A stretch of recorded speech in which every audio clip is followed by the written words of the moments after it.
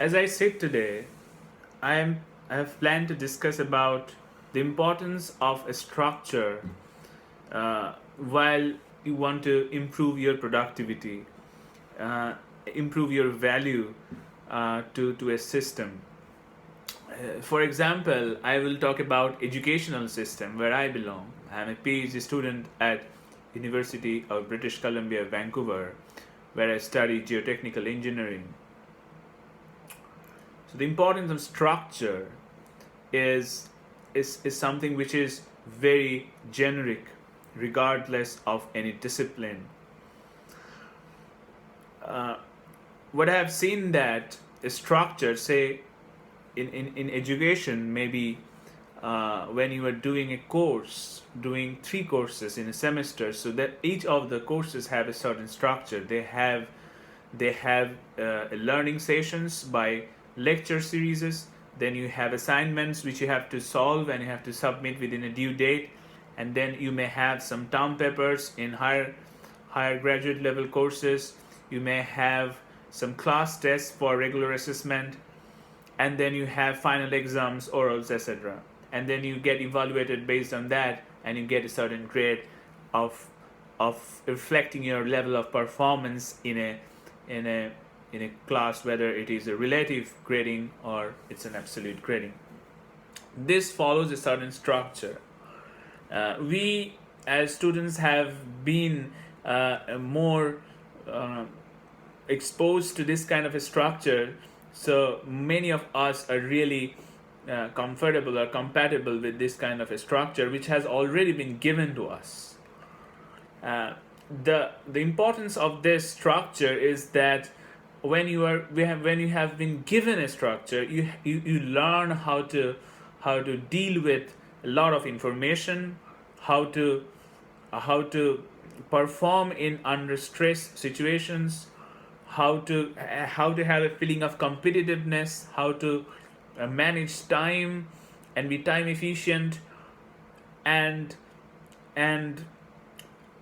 ultimately understand the complexities of a course, and then you perform in an exam which shows your credentials. Now, when we depart from graduate education or undergraduate education, and those who want to go into higher studies, into research, what I have seen is that this structure is non-existent, or say this structure is existent, but that has to be created by you, by yourself, and not being created by the system which you belong, that is the institution or department where you study. When there is a certain change in the environment around you, you struggle, your productivity gets decreased. So that means that even if we have lots of ideas and competitiveness and deciphering capacity, we cannot really produce results. We cannot be productive until we have built, until we know how to build a structure. When we are in research, we don't have the structure, so we have to build it. For example, we have to go through a lot of literature to understand the problem. We have to solve many equations which are beyond our present state of knowledge, so we have to learn a lot of things by ourselves. And then we have to build a certain way forward to find out the areas which have not been shed light into, and which are important for that specific community. For example, for a civil engineering community or a certain geotechnical community where I belong. For all this to be done by yourself, you have to first understand this importance. And after I understand the importance, I'm making this video so that it gets documented. And and what we generally do is that when we look at ourselves into research, we see that we have lost our productivity. We interpret that loss in productivity due to our lack in motivation of our study, but the earlier motivations of study, which used to be competitiveness in getting higher grades or understanding new problems, has to be translated into not only a comprehensive understanding of the problem, but finding out avenues and areas where that state of knowledge can be developed, can be improved, can be fine-tuned so that it can be made available for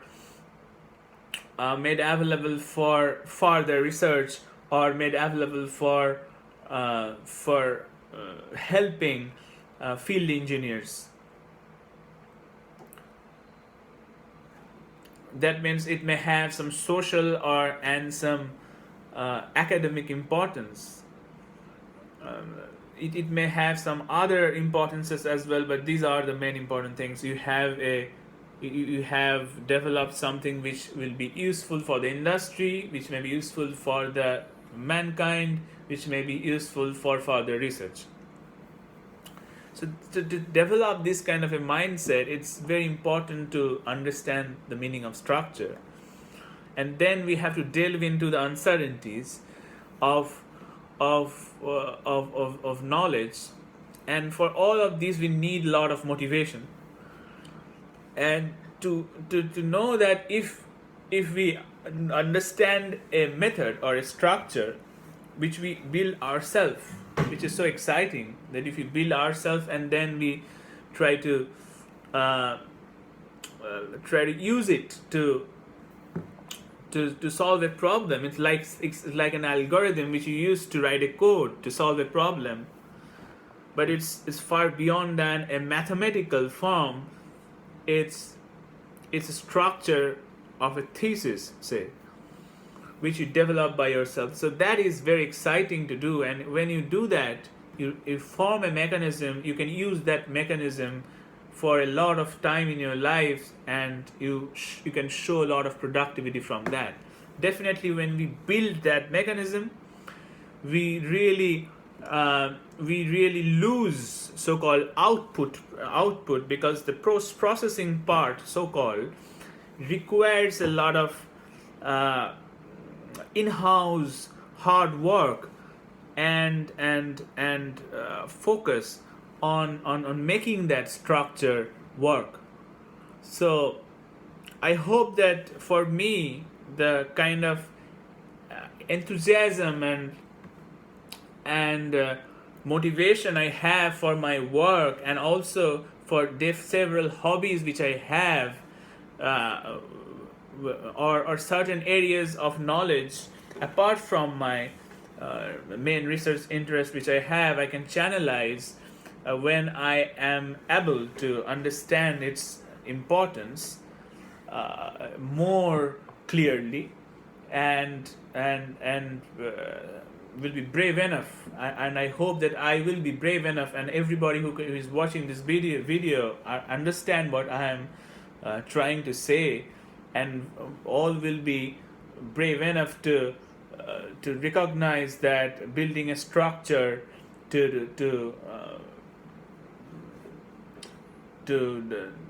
give performance is very vital, and is very vital for self-growth also.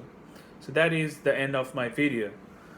I hope that more introspection which I make into my life, try to improve my productivity, to use my time to a more efficient form,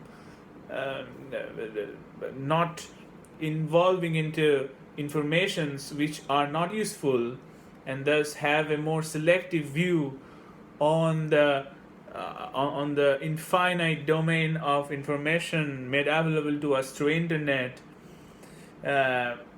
We can have a more selective, strong, regulative grip on that, and that is my hope, that we will make we will be more productive, will be more helpful to our communities. Thank you.